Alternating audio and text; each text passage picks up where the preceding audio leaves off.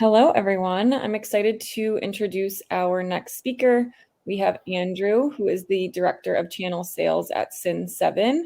So Andrew's responsible for managing and growing Cin7's partner ecosystem across various regions. And today he's going to be sharing how to navigate global markets. So Andrew, I will pass it over to you. Thank you so much, Krista, and thanks for the warm introduction. Hi, everyone. As mentioned, my name is Andrew. I'm based out of Sydney, Australia, and working for Cin7 for the last 7 years. So I'll go ahead and share my screen. So hopefully you guys can see it in a second. Yeah, let me know if everyone can see my screen, and we can move on from there. Okay, awesome. Thanks for that. So in today's presentation, we want to talk a little bit about global expansion and what role technology plays in it. And most importantly, what are some of the pain points that businesses face during expansion and growing, and how complex can it get? So first off, what is Cin7? Cin7 is an inventory management application, and we look after e-commerce businesses, retailers, wholesalers, and manufacturers. But we also look after what I like to call, hybrid sales channel businesses that might do retail, e-commerce, manufacturing, a bit of everything, as businesses do these days, given the ever-evolving markets that they operate in. And of course, we connect with 3PL and logistics companies like ShipBob. So Cin7 is a modern, scalable platform. We're a cloud-based ERP system that focuses on inventory management and having really good integrations into other platforms that are fully cloud-based and fully scalable, giving you and modern product sellers the ability to quickly scale and turn on features when they need it as their business evolves. So really giving that cutting edge to business owners to be able to quickly pivot and take advantage of opportunities as they come up, and have the technology that can support that and not have to wait 3, 6, 12 months to get the technology to be able to take advantage. They can quickly scale. So at the moment, we service over 8,000 customers across the globe, actually across about 80 countries. But our biggest hub is North America and then also APAC. We deal with a variety of customers, like I mentioned. So just a few examples here: manufacturers, furnishing, breweries, electronics, health, personal goods, fashion and apparel, food and beverage. The system has enough depth and breadth to be able to handle all different niches across all industries. As long as you are selling physical goods, most likely we're going to be a suitable solution for you.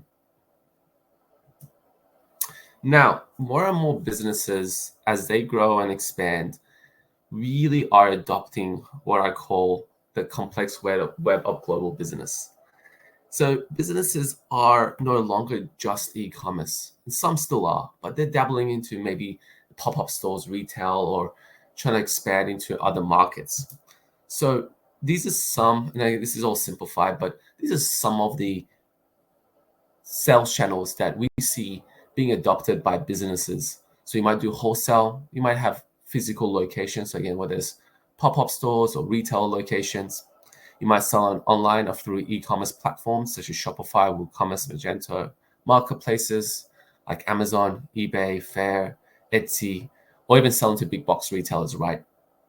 And so whether that's Target and so forth, these are all the various sales channels. From here, Cin7 can act as a central hub that gets everything connected and as your sales aggregator. So all the sales can flow seamlessly into Cin7, and that can happen within a few seconds. From there, once the order has come in, we can help you with the order dispatch. So whether you have your own warehouse and you're picking and packing yourself, or using something like ShipBob to help you with your logistics and 3PL services, we'll be able to connect into them and manage that order dispatch. From there, we can get back the fulfillment information and then populate it back into the various sales channels that's come from, but also update your stock figures. So more importantly, we can get you real life accurate stock figures back into your various sales channels. And of course, we can do that across multi-location. So whether you have a location, a 3PL location in Canada, a location in the US, and maybe something else across in the UK, we'll be able to help you manage all your various locations and sub-locations within those locations in one central tool.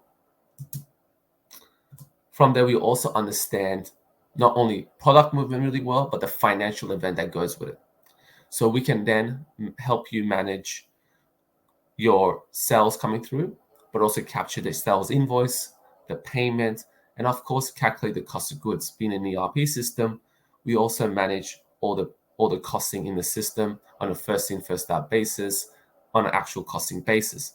So it means we can push over not only the sales information, but also your accurate cost of goods information into your accounting application. From there, as you can see, we can also manage your entire purchasing cycle, so your full procurement cycle. So whether that's buying finished goods from your supplier through a purchase order, or your manufacturing. So whether that's simply bundling and kitting, all the way to full advanced manufacturing where you're buying multiple raw components, sending it to another warehouse, getting manufactured, and receiving it into your various locations. We can help you with that traceability, with that full order management there. From there, of course, we can also handle all the costing from your supplier and push that into your accounting application. So we can fully push in your purchase bills, and also further, we can also manage your landed costs to make sure you have accurate cost figures. As you can see, very quickly, it can become a very complex web. Inventory management is super complex, and we're here to really help you streamline that. And then so you can fully take advantage of all the global opportunities that are out there. So let's look into the numbers a little bit. So as we can see, we have some numbers here. So how businesses are currently managing their inventory. As we can see, as businesses grow in their volume and their revenue, more and more they actually will start relying on things like spreadsheets. So they might have a system in place, like a basic inventory app that they use, or a purchasing app to manage their purchasing. But each department is still quite heavily relying on spreadsheets, which, as we know, can become a pretty sticky point and it causes tension, right? And create a lot of inefficiencies there. So what does that mean? It means that you're spending more time on inventory management rather than growing and expanding your business. So on average, so this is businesses from all the way from $1 million in revenue all the way past $5 million in revenue, are spending quite a significant time just on inventory management, stock takes, stock counts. Where is this good at? When is it going to come in? And managing your purchase orders. So how many do we have? Do we have anything on order? What's our lead time on this product? So all these things add up. Managing your sales orders, fulfillment, pick, pack, and ship, restocking, managing returns, and product sourcing. So creating new catalogs, getting that information updated into the system.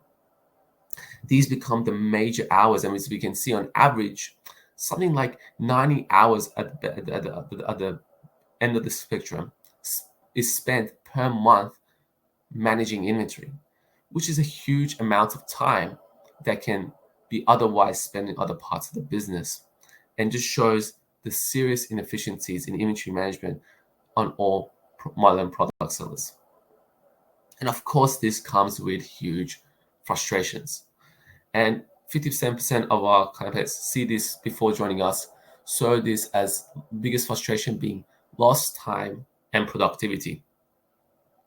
Now, lost time productivity is obviously, as a business owner, that's your biggest killer.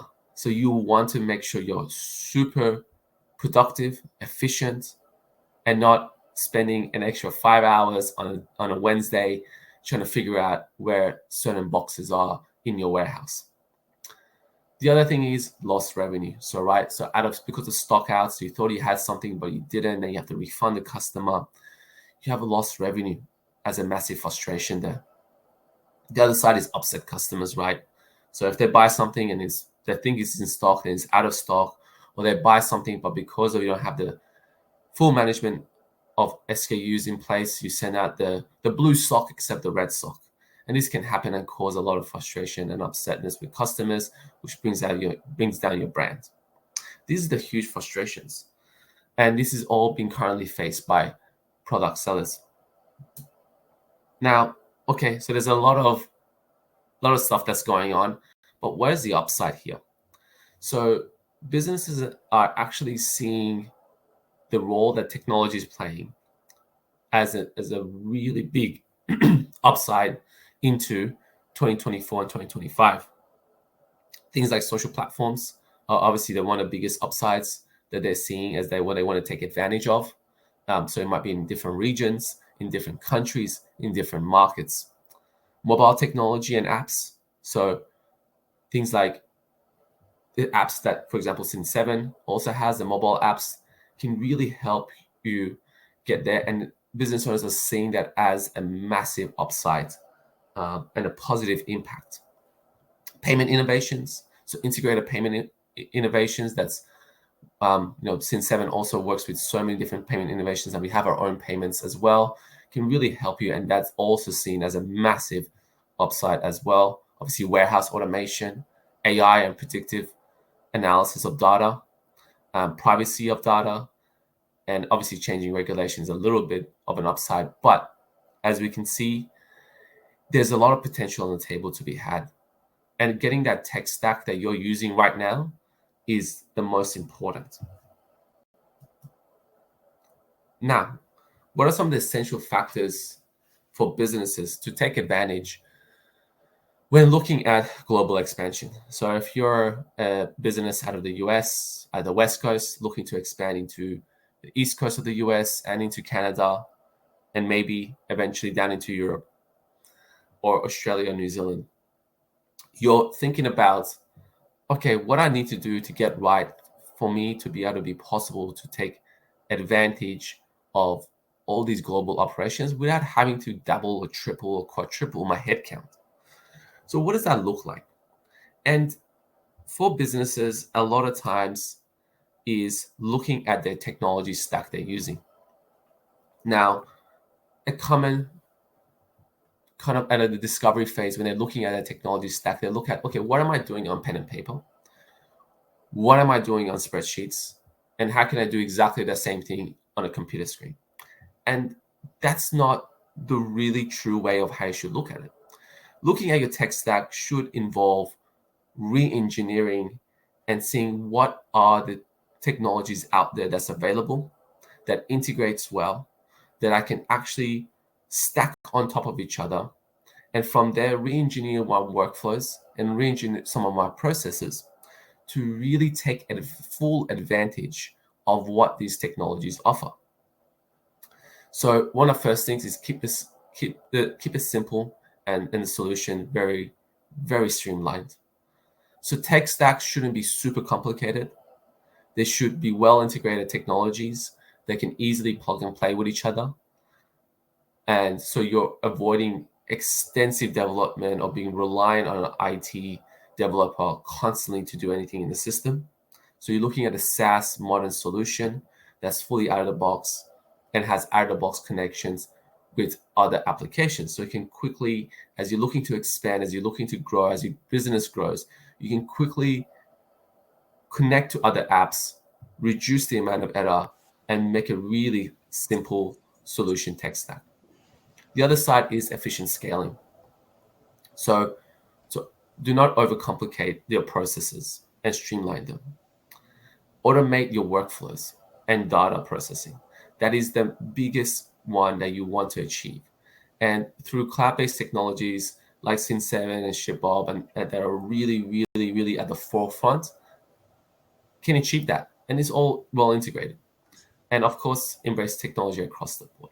Don't look at just digitizing in silos, but digitizing your entire backend process. As you can tell from that earlier presentation of that little web, was that you can really quickly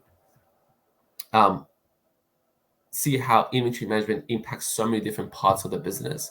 So digitize not just for a silo, but for your full back-end operations when it comes to adopting technology. So take all those things into consideration. Now, I'm just going to run through 2 quick case studies. I know we're running out of time, but so one of them is Liz. So she's make to order. A lot of the pain point was lead time management and scheduling, capacity and materials. Cin7 was able to come in, really integrate into their warehouse and into one of their contract manufacturers to really streamline a lot of those processes for them. And super happy to send these case studies out to anybody that wants to. So reach out to me afterwards. And so we also have Archie Rose, probably one of my favorite case studies and companies that we have worked with over the last 7 years. They came to us when they were super small. Now they have one of the biggest distilleries in the Southern Hemisphere. They produce gin, whiskey, and vodka. And they've used us as they've grown from when they were just a startup all the way now to a market leader. They actually have even bars on P&O cruises. So super exciting company. But we've able to really provide that traceability across multiple warehouses for them and being able to manage stock across the globe for them. So this has been Cin7 has been a huge part of their growth and expansion, and they've grown and we've grown with them. And that's kind of where we're at. So thank you all for listening. So if there's any questions, I would love to answer them or reach out to me. Thank you, Andrew. That was great. I don't see any questions in the chat right now, but if there are questions, please head over to the Cin7 booth. Andrew can answer them there, or you can reach out to him directly as well. So we'll go into our next session here. This is our final session coming up. So stay tuned. Thanks, Andrew. Thank you.